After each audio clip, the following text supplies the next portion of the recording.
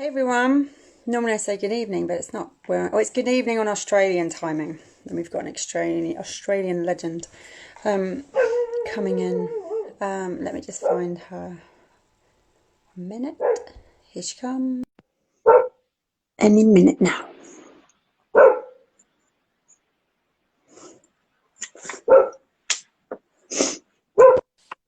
Hi.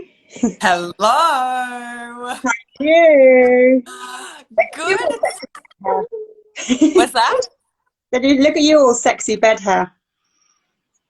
I'm Nice. going with this new curly method during quarantine called the curly girl method, which is basically like don't Okay. blow dry hair, don't do it, just like minimal effort. And I'm like, oh yeah, I could do this. I like it. Thank you. It's very surfer Aussie, getting in Okay. touch with my Aussie identity. Because you're normally based in New York, aren't you? I am. I've been a New Yorker for 8 years and, happily got stuck back here in March when all the craziness began. And look, I'm still here. Who knows where I'll be in 6 months, let alone next week, right? Oh, is it quite nice being stuck and getting stuck in Australia, being at home and You all know, the madness? it No? is. It is. No, it's great. I tell you what's funny though is now where I am, I'm based in Melbourne. We've gone into a serious lockdown. So it's curfew, 1 hour outside a day. Everyone has to be inside by 8 p.m. And then so you go on Instagram now where, you guys are having a great time going out to restaurants and, New Yorkers are out having, great parties in the street. And we're like, oh, damn it. That's the hardest thing, I think, is that now that everyone else is sort of out and about, we're still in lockdown going, when's this weird period gonna end? So it's good and bad, but definitely prefer to be here, than anywhere else this year. What time is it there with you now? It's 10 p.m. Wow. It's definitely past curfew. It's See, that's everyone's what time in good. Australia. It's not weird. Normally we do these at like 9 p.m. and at night for English timing, and I've had about 3 glasses of wine. I've got my cup of tea because it's like 1 o'clock lunchtime here. But it's my I Love Cock fine china mug, so at least Oh my there's God. an element of. The sex, the sex is coming even at lunchtime. Now we're going to catch the lunchtime crowd and maybe some Aussies will join, I've Yeah. spread the If you're not word. allowed out, if you've got a curfew for 8 p.m., then they're sat at home with nothing better to do. Whereas our lot are all on their lunch breaks, pretending to be listening to some very intelligent podcast. So best of both worlds. We've Hi, got the double everyone. whammy. But, anyway, so Brian, if whoever doesn't know Bryony Cole, she's probably the leading, I'd say one of the leading, but I think she's the leading, sort of global expert on sex tech, the future of sex tech, what started as a Future of Sex podcast, and now you've got a Future of Sex report, which basically um, government and tech companies and across the world use as sort of the predictions that's going on in the tech world. And now you've got lots of sex tech hackathons that go on, and the academy as well. Yeah. That's, isn't Yeah, just mention sex tech and I tell you, I'll jump in there. it? But for people that don't, because sex tech is so, you know what I mean? You say sex tech, and a lot of people go, well, what's that? Is that dating sites? Is it? Just explain what sex tech covers, what it is. Yeah, I think everyone thought it was robots when I first started talking about sex tech, which it definitely is. And I think we can talk about that. That's an interesting part of it. But the great thing about sex tech is it just covers so much because essentially the easiest way to describe it is, putting sexuality and technology together. And when you put those two things together, it's not just about having sex with robots. It's also anything that falls in that sexuality bucket. So education, health, assault reporting, of course, pleasure, orgasms, but also gender identity. And then how does all those things mix with technology, whether we're talking about virtual reality and augmented reality, or we're talking about simple things like apps and websites. So you basically cross those two, sexuality and technology, and out of that magic sex tech bucket comes $126 a billion-dollar industry. So huge amounts of money predicted in the next 5 years, and all sorts of wonderful things like teledildonics, which I know someone had a question around, like remote controlled sex toys. So that's one aspect. Then there's other things like you mentioned dating apps, obviously porn, but then things like how do we report sexual assault? Can we improve the way we do that using technology? Can we better, protect ourselves through STI reporting, sexual health? There's just like so many different things. I can tell you sex tech never gets boring, because if you're finished with teledildonics, you can go on to something else. And because it's technology, there's always something new around the corner, right? There's always something coming down next month, next year. And that's really exciting, I think, to think about. We're all so obsessed with technology and so obsessed with sex. It's sort of a great... It's a no-brainer. Do you think the industry's too big in that? Do you think it's, as you said, anything to do with sex gets thrown in and tech becomes sex tech? And actually there's so much now, and even more, and especially like the opening up of women's sexuality is sort of 3,000 shades of sex that goes on. There is time to kind of maybe, because other categories are quite specific, from health tech and med tech and fem tech, and where sex tech, as you said, it covers so much that maybe it's time just to categorize within the category.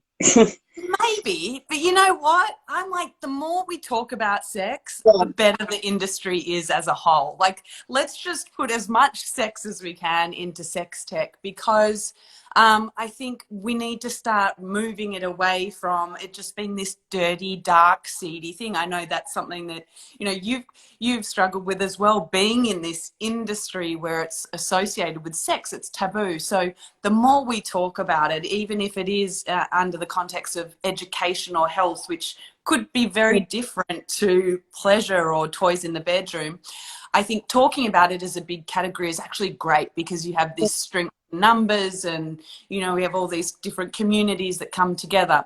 If you do want to divide it up though, Emma, there are ways to do that.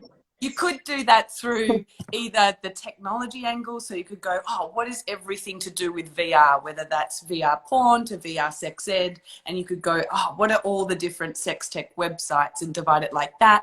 Or, the other way is to go, let's just look at the sector of sex education, or over here, let's just, cordon off adult entertainment. And I think people do that, but what I love about it being, all lumped in together is it's so diverse and so interesting, and it encourages people to have a conversation where maybe they're, coming onto, for instance, the Killing Kittens platform, thinking about one thing about sex tech, but they get to discover other sides of themselves, and the sexuality and all that means to everyone is so different, and comes in at so many different points in our life. So that's a long-winded way of saying put it all together for now.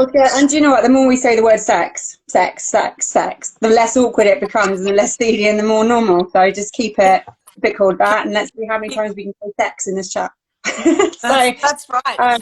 However many times we can say it before we get censored and kicked off. But, how did you, just before we go into like all the bits that you do, how did you get into it? What was what drives you? Because you're so passionate about it, and you've become this like leading voice in the world on it. And you're such a big champion to it, and getting more women involved. Where does that drive come from, and that the interest?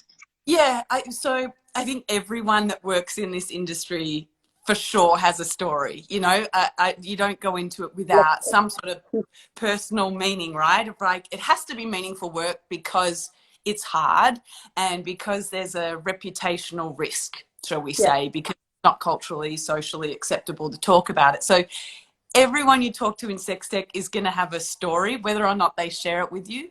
They're going to have a story, and pretty much everyone has their own sort of story around sex. So for me, I think there are two layers. Obviously, professionally, before this, I was working in the tech industry, which, is all those cliches, not many women involved. I experienced different levels of sort of sexual harassment, like most of us through the Me Too Time's Up movements. We've been going, that happened to me in a different way. So that was happening right about the time that I started to do Future of Sex podcast. But I think it goes so much deeper than that. And probably that's why I am so passionate, is it has to do with the way you grow up and the way you learn about sex and the way you learn about your own body, and how that manifests as having your own voice and identity Yeah. in the world. And I grew up in Australia. It's a pretty privileged country. I had a pretty standard sex education, which around the world is pretty average. It's pretty shit. So that, like, anywhere you go, sex ed is pretty crap. Any person I talk to is like going to tell me a story about how they learned to put on a condom by using a banana, or watching animals mate on a documentary that was meant to like explain everything about the sexiness of sex. And you're like, what? 13 years old getting explained by your PE teacher about sex ed.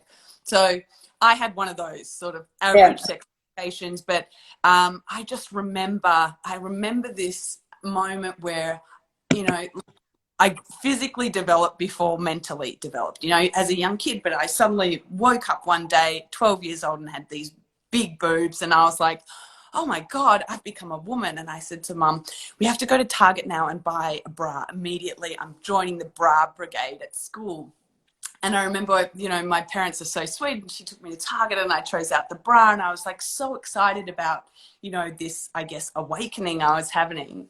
And I came home and I was like, Dad, you've got to like take pictures of me and look at me in my bra, and, like just really innocent, cute stuff, I think, as a little kid, when you don't know any better.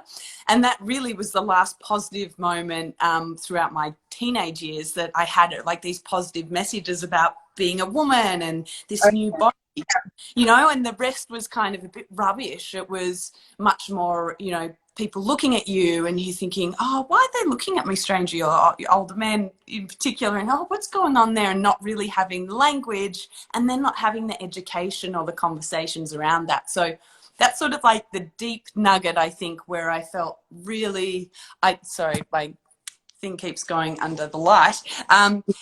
That's where I felt like it all began. I didn't have a voice as a woman. I didn't understand my body and all these changes. And then, fast forward to turning 30 and thinking, hang on a second, like this has been repeated not only in my puberty, but going to workplaces, going to university, and having these like weird sort of feelings where I couldn't have a voice or speak up or be sexual because I was this woman. And I was only able to do that when I was given permission, usually by a man. So if we really want to get into it, I think that's the deep stuff of where it comes is from our childhood. And speak to anyone in this industry and they're going to tell you some version of that. Yeah, exactly. Having that voice. Having a voice. And gosh, I jumped on it when I realized, why is no one talking about sex and tech? I'm going to put my name to this one. I've got this. So, and then it all changed. Obviously, I met so many people that you've spoken to. I mean, you had Cindy on last week, and I met these incredible people working in this industry and realized, wow, this is so empowering, and actually I have found my voice. Yeah. And the hackathons you do, explain that in the academy, the academy you're now doing. What the purpose of that, and like there are people, there's lots of people out there doing stuff, inventing stuff, and wanting to do it, and that can get involved in it. So yeah, I mean, shortly after I started releasing the podcast, I met so many interesting people that would reach out and say, I'm working on, this new toy, or I've got this idea to change the way, we give, STI results to partners. And I thought, oh, there's no one there that's sort of being able to, I guess, put the infrastructure of the industry together. And so, it is so hard to raise money in this industry. Congrats to you for finally cracking the code. But because of that, and because I had all these people reaching out, I was thinking, my tech background, I know hackathons or innovation jams, and these are just such a great way to democratize the industry. and this meaning just people can come in and make stuff for a weekend, and we can give them the tools and like what's the easiest way to make things. And so for me, hackathons were a great start to that, and thinking this is something I know I can bring my skills from the tech industry and run a hackathon. For those of you who've never been to a hackathon, it's essentially a weekend long event where you come in. You can be anyone from, it's usually people in the tech industry, but you could be therapists. We've had educators, students, just anyone interested in sex tech. Bring them in on Friday night and go, okay, what's your ideas? Do you have any ideas? Here's the problems we want to solve. We want to be able to empower women in the industry. Maybe there's a focus on people with disabilities and we want to provide for them. How can we provide better sex education for teenagers? Those sorts of things. We put those challenges together, and then over the course of the weekend, around 100 strangers will come together, form teams, and create these, bring their ideas to life essentially in their prototype. So for me, that was just sort of a really grassrootsy way of doing things. And I think out of that has now, we've done them in Australia, in Asia, in New York. I know there's some in Europe at the moment as well. Like it is a great way to get involved in the industry, and it's, you do a weekend, and that's, for me, evolved into this academy or this school that we're doing, Sex Tech School, which is now for more, I would say, advanced entrepreneurs that have an idea, or people that are wanting to get a job in the sex tech industry or explore it, also investors, and putting them through a more sophisticated 6-week course to, get them going and produce something tangible on the other side, which is, oh my gosh, it's so exciting. If you want to get involved in sex tech, let me know. Yeah, no, exactly. Bryony's one of doing the basically wherever you are in the world, you can get involved. And if you've got an idea, now's the time. Just get out there and do it. As you said, it's like, a multi-billion-pound industry, and the fastest growing one, I think, isn't it? Yeah, it's growing so fast. I mean, Love Honey did this really interesting survey. I don't know if you saw it, out of COVID, of the usage of sex toys. They have this map on the side. Yeah, unbelievable. Who's the cities that are buying the most sex toys in the US at the moment. It's Elizabeth in New Jersey. But they also we had Liverpool in the UK. They were like the chart, I think.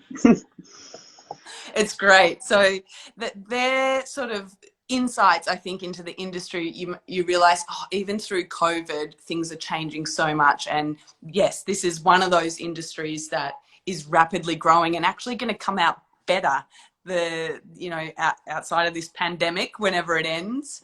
But because, in the survey it says, 54% of couples are being more adventurous, and, they want to stay that way. We've seen that. We've seen a huge increase because obviously we've moved all the events online and the online parties and the workshops, a huge increase in members signing up. And a lot of them, probably 50% of all the attendees at any event are new. And a lot of them saying that pre-COVID, they would never have done it. And actually what's happened when you're forced into lockdown, you have to look at each other and start communicating, going, we can't escape. We can't go and say, I'm going to the pub with the boys, or, it's a girls' night out, and you've actually got to speak to each other and maybe ask each other what you want sexually, and maybe go, well, actually, I've been thinking about this for the last 10 years and never voiced it. So, yeah, we've seen a huge increase in that. That's so great. Yeah, I think that's exciting for us. The behaviors are changing. The cultural conversation around sex is changing, right? People are getting more comfortable to speak about it out of necessity. But for those in the business of sex tech, this is great news. People are buying more toys. They're going to parties online. They're exploring more things. They're trying to, they're watching Make Love Not Porn. So what we're seeing is this spike in toys, in entertainment, and in dating, of course, as well. And so, yeah, off the back of this, whenever this is, I think we've changed the conversation around sex, and people want inspiration, and they also want meaning, whether that's saving their marriage or, finding a connection. It's never put the spotlight on that like it has now. Yeah, exactly. I'm realizing that actually, your sexuality drives you. So why wouldn't you? Because there's been this massive thing, on mental health and looking after your mental well-being. And so, if you're not looking after the thing that drives you, which is everyone's sexuality, it makes sense, doesn't it, to actually start thinking about it and what's good for it and what makes you happy, and which no one's ever done before, really, have they? It's just Well, sort of yeah, I mean, yeah, and the sexual well-being, even according to the World Health Organization, it's part of your health, you know, and I yeah. think we're coming to terms with that now. At a really interesting conversation, we've just revived the Future of Sex podcast for season 2 in September, and I was talking to these citizen scientist astronauts about sex in space. And it was interesting to me, it was kind of the same as sex in isolation or in the pandemic, right? Is that you really have to think about your sexuality and your sexual wellness, and we have to put this focus on it when you're in isolated extreme conditions. Now, that could be up in space headed to Mars, or it could be in lockdown in Doctor. Melbourne. You know, and they were, you know, these citizen scientists, astronauts have been thinking about this for a while, but suddenly we're all sort of in the same experiment now, which I think is super interesting, and we need tools to cope, right? Yeah, And they're calling organ. it bubbles as well now, isn't it? You can have sex in your bubble. So it's, yeah, you literally might as well be in a spaceship in Yes. the bubble. Yeah, we're There's no basically escape. all, yeah, we're all on Mars or like headed to Mars right now in our little bubbles. Yeah, Um, it feels that crazy to be honest. What trends have you in the last couple of years? And like, I mean, this year's quite a crazy year, so I think it's probably sped up a lot of what was going on in tech. Anyway, like it's massively sped up. We were doing a lot anyway, but it really got, we're now like 100% virtual at the moment. So it yeah. has caused a big speed up of that. But what have you seen any interesting trends kind of happening in the last few years that you Yeah, think I are think well, the just on the speed up, I think in the dating, the most obvious one probably that most people are experiencing is video is now like it is just the new normal. So virtual flirting and the art of like picking someone up online and all these conversations and FaceTime dates, that's the new normal. And it was kind of creeping in before, but as you've seen with your business as well, that's a new normal. I think in terms of future trends, when people will go back to the start of talking about sex robots, everyone thought sex robots are going to take over. And now that we're in COVID, everyone's like, yeah, I don't want a robot. no, we want real people. So thank God that, you know, in a way that happened, because I think there's so much fear around technology replacing us, you know, and that's where all of this fear comes from about, you know, robots and, you know, robotic girlfriends and things. And this has been a test that has proved out, no, there's no robot girlfriend coming to replace me, because like I can talk to you and have a connection, and it's not an AI reciting Wikipedia. So happily, I think those trends died in the ass during this time. Good.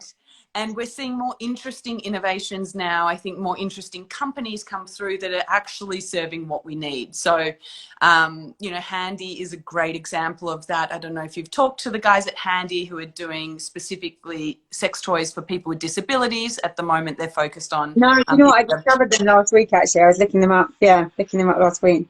yeah, just and so those companies are rising to the top, which I think is really interesting. I think yeah, toys are getting this twist to be able to be designed for a specific market instead of everyone just coming up with the same generic thing. I think, again, Love Honey just had their designer sex toy competition. I don't know if you saw this. It's a global challenge, and I was a judge this year.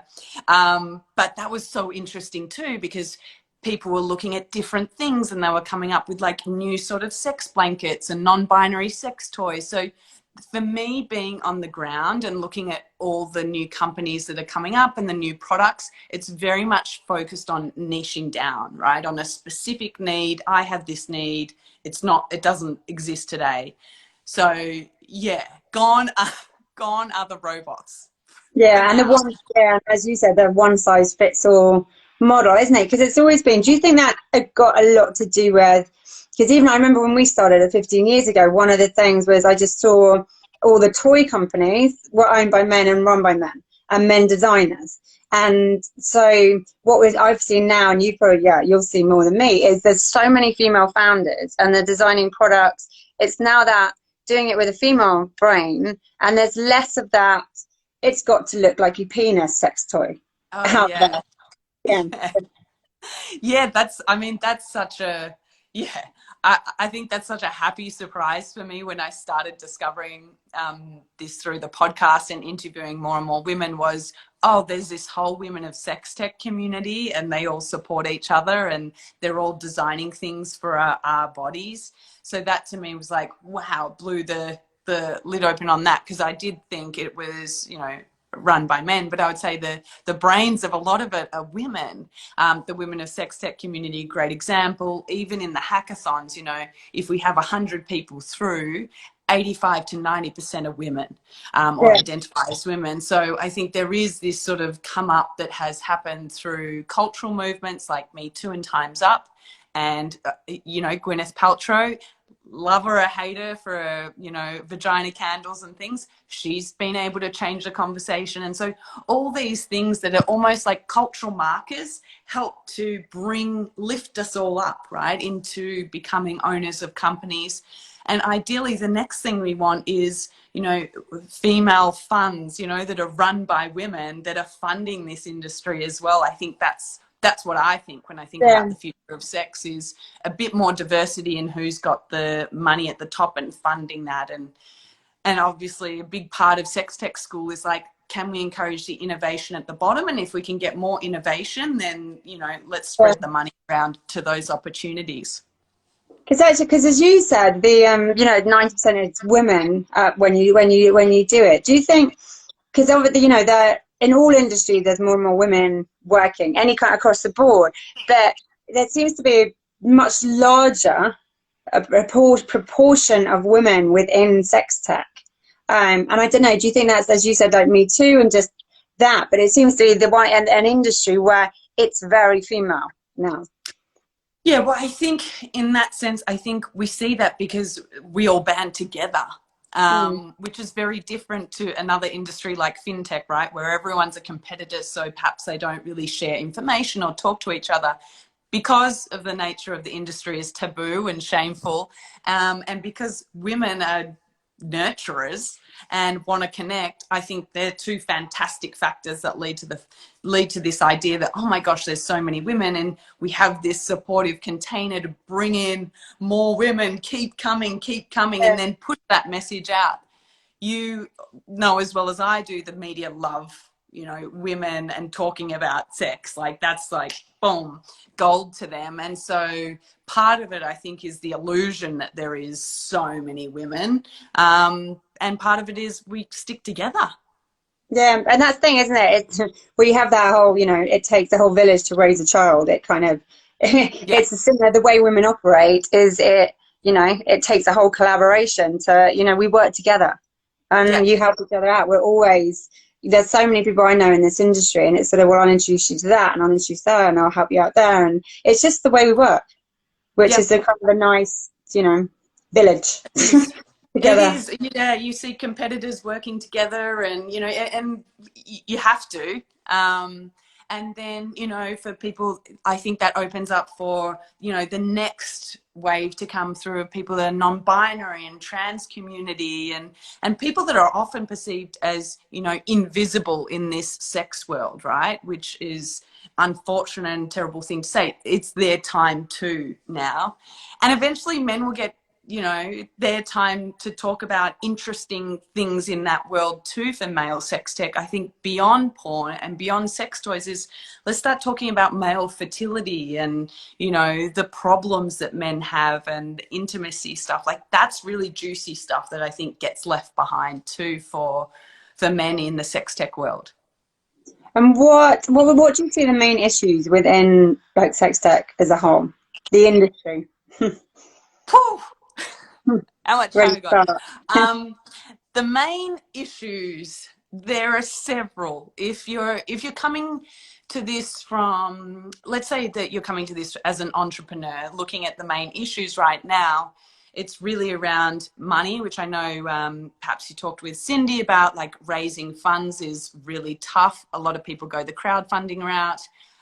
Trying to do general business stuff can be a pain in the ass, whether that's opening a bank account, trying to find an email provider, because of this sort of morality clause or, you know, this feeling around sex being adult and taboo and illegal, you find it pretty tough to do things that normally you'd be able to do just as a, you know, opening up a small business. Of course, then we have on social media the censorship, whether we're on Instagram, thank goodness we're still live. Oh, no, I did think that last time. I don't, let's wait to be shut down. Yeah, and you know what's happening is I think people are getting really creative with the ways that they use these platforms to advertise. But it is still a bit of a shame that, like, we're not acknowledging that, you know, vibrators can be advertised on Facebook in a tasteful way or not, right? So they're sort of the main issues in terms of what's really tough right now about starting a business, is getting money and then finding places to put your money and get to your consumers. Yeah. And what else to do with sex tech? What do you think are the? No, I was thinking. My mind is always thinking. You're doing lots in tech too, aren't you? I mean, like, your business has probably changed through the years because technology has changed. Yeah, we've always had, and that's the thing, we've always had, like, from day one, an online community, and it's just sort of the sites kind of evolved, and then it just sort of 5 years ago we realized we were 50-50, Wow. online, offline, with but yet we were an offline team blagging the online bit, and that's when the whole tech side came on board. And yeah, so that's yeah, which is it's a bizarre, not bizarre journey. It's for me, being a very offline person, it's been a big learning thing. But I think for me, I am so offline, and I'm so all about human interaction, and that you can't take that away from it. That the tech to me is not all consuming, and it's not the be all and end all. It's sort of a bit of a healthy balance between me and my partner and DRI, because he's very tech and digital. So it's sort of, there's a real yin and yang. Yeah. Do you envision a world where, you know, sex parties where they could be remote and people are using sex toys remotely? Like, is that stuff people are engaging with yet? Actually, funny enough, on every weekend since lockdown started, middle of March, we've been having these house parties and these virtual parties, and so they're not engaging with each other. There isn't one screen controlling the other one's toy, which I think could definitely be something. Definitely, that was going to be one of my questions actually too. The remote control, but there's a lot of people that bring toys into it, and one lot might tell the other lot what to do and instruct them, and then especially like the girls only parties we do, there's a lot of toys involved in that. So but it's definitely but on the sorry, go for it, you go. No, I think when you're thinking about the future trends and you're looking at how people are bringing technology into it and, like, doing almost like DIY things, like hacking together things, like I'm bringing the toy in and then you'll tell me what to do. What, to me, that seems like in the future, it's not that far off that we'll start bringing teledildonics to parties and you'll just control that via your app, which you can do today. But I'd quite like that. I'd quite like to be Dr. Evil and just sit there controlling 40 vibrators. Yeah, you can just like mass orgasms. With my dog's just there going, right, who can I control now? That'd be fun. Anyway, you're giving me ideas. On the remote control side of things, because there's been a few, like, I don't want to land someone in it who wasn't. There was a company, wasn't there, who had a big legal case because it was hacked, and that remote control element. On that side.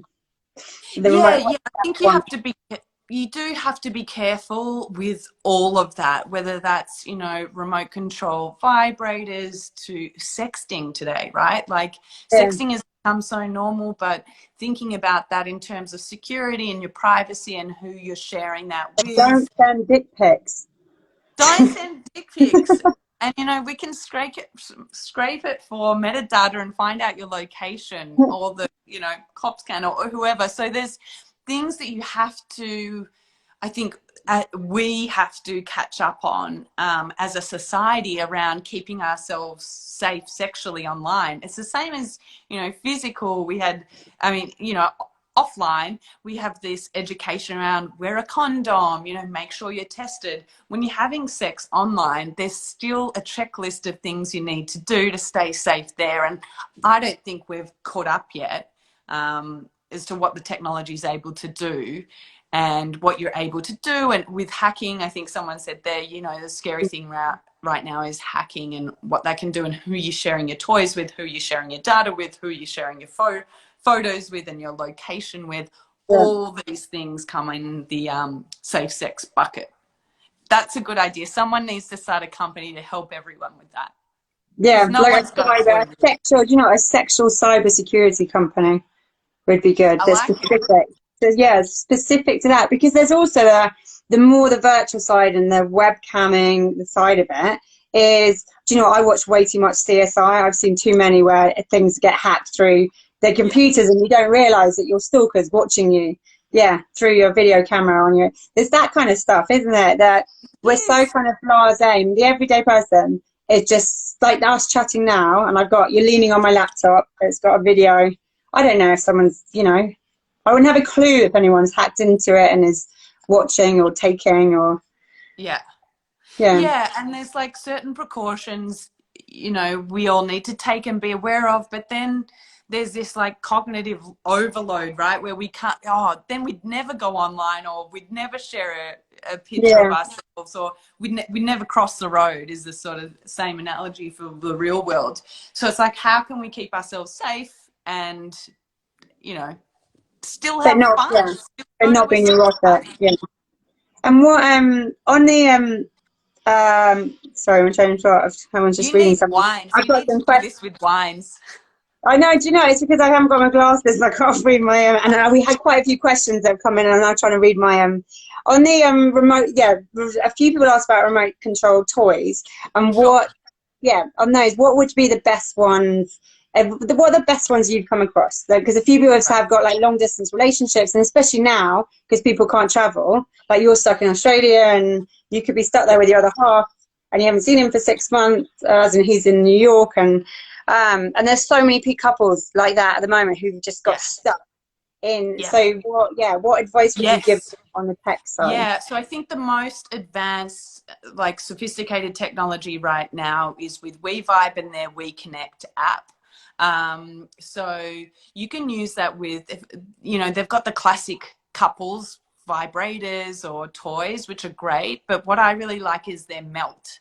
I don't know if you're familiar with their No, melt, or if you're familiar with any sort of clitoral suction toys. So yeah, the womanizer satisfier, being, yeah, womanizer, satisfier. Oh yeah, they're yeah, good. great example. So womanizer, think of the womanizer technology, because they partnered with WeVibe under the same company now.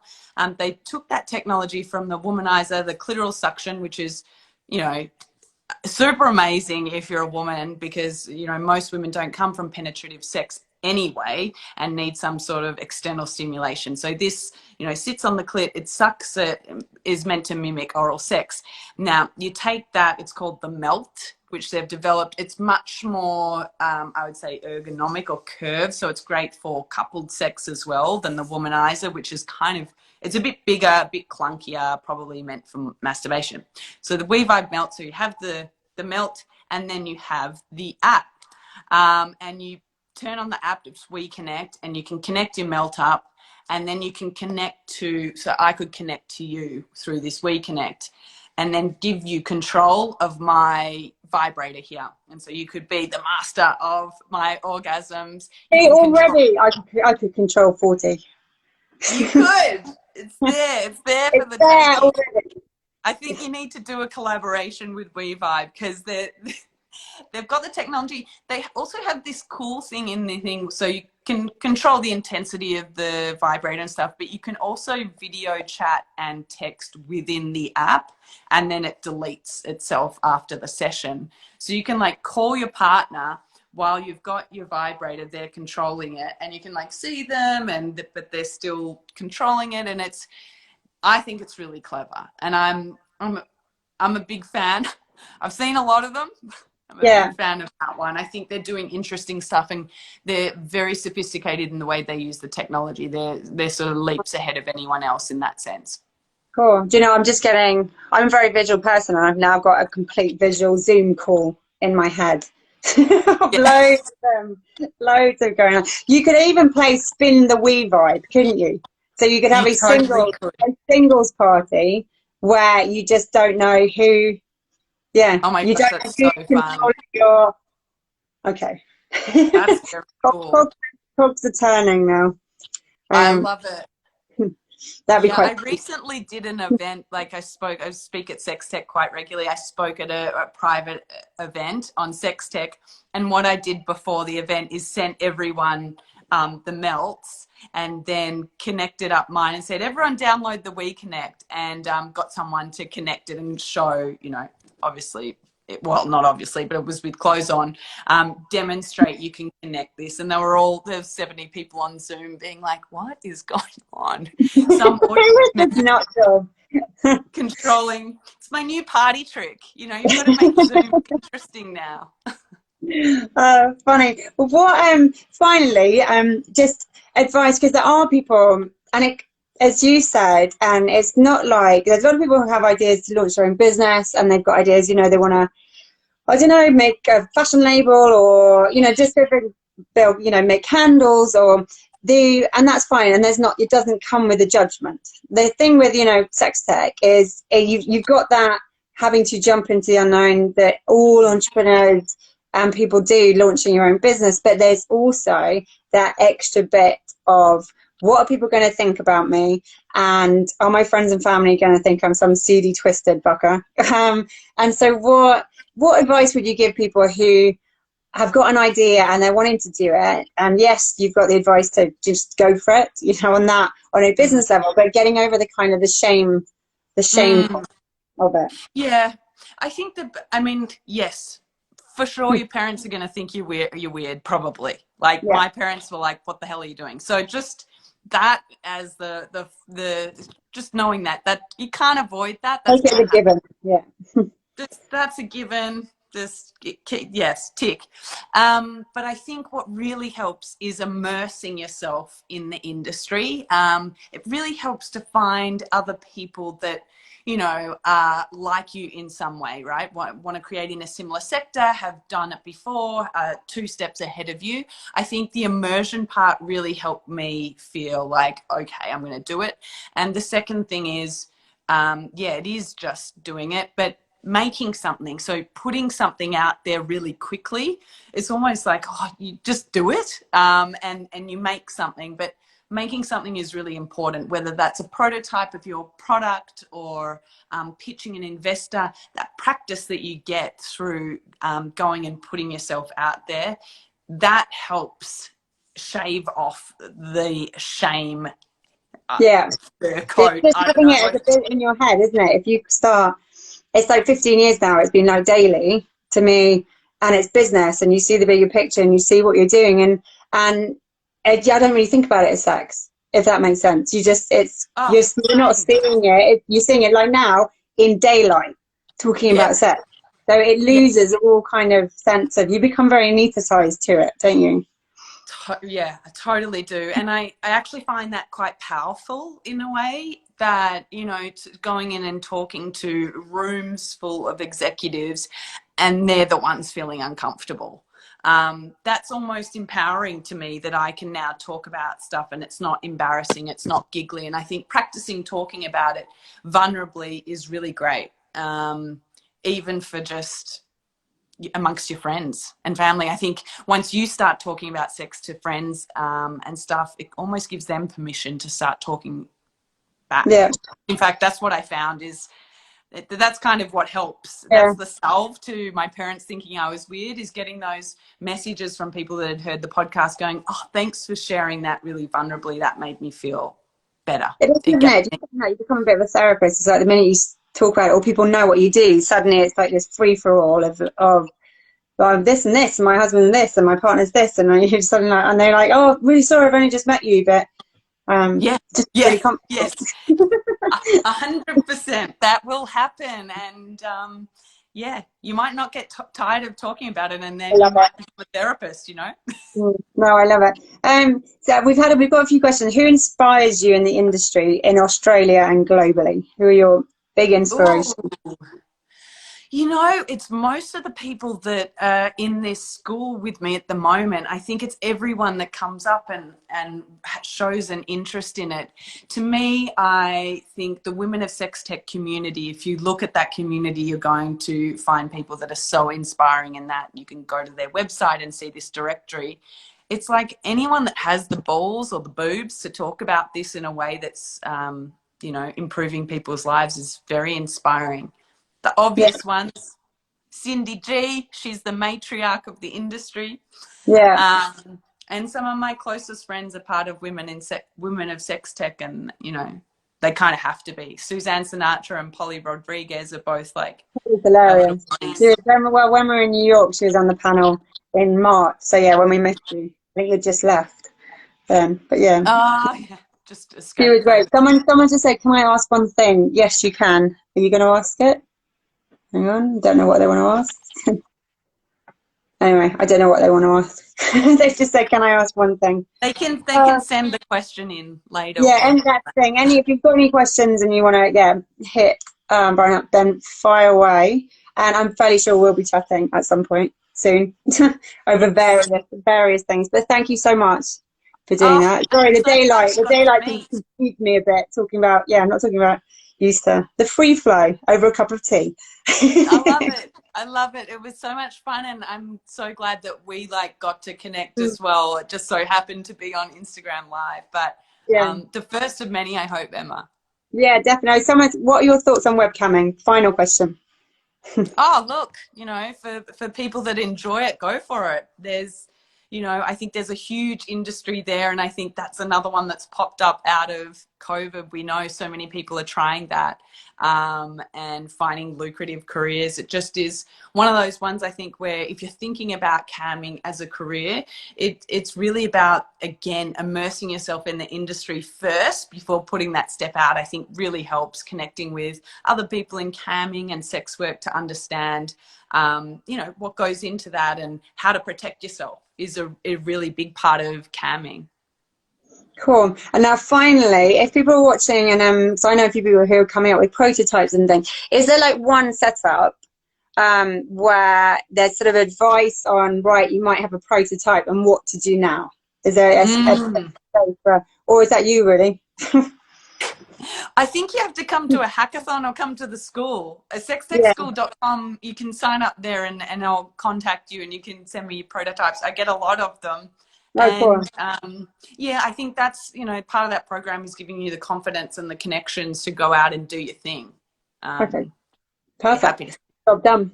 Cool. All right then. Well, listen, I will I'll see you soon. Okay, good. Hopefully in New York or just virtually again. Yeah, wherever we are in the world. But it's been a pleasure. Exactly. Thanks And yeah, for and being you. my nighttime chat. See you later. Bye. Bye. Bye. Um, she's very cool. What she doesn't know about sex tech doesn't exist in this world. So if you've got any questions, just fire them over to her. Yeah, this live will be saved. All our lives go up on the IGTV on Instagram. There's quite a few. It's not about me. We've got really good guests on there. So if you haven't seen them and you want to, Cindy Gallett was last week and she was really good. So have a look. And then we've got loads more every week. They're normally on a Wednesday night at 9 p.m. But it doesn't really matter because they all go up on IGTV. So you can watch them whenever with a cup of tea or a bottle of wine. But I will see you next week. Bye.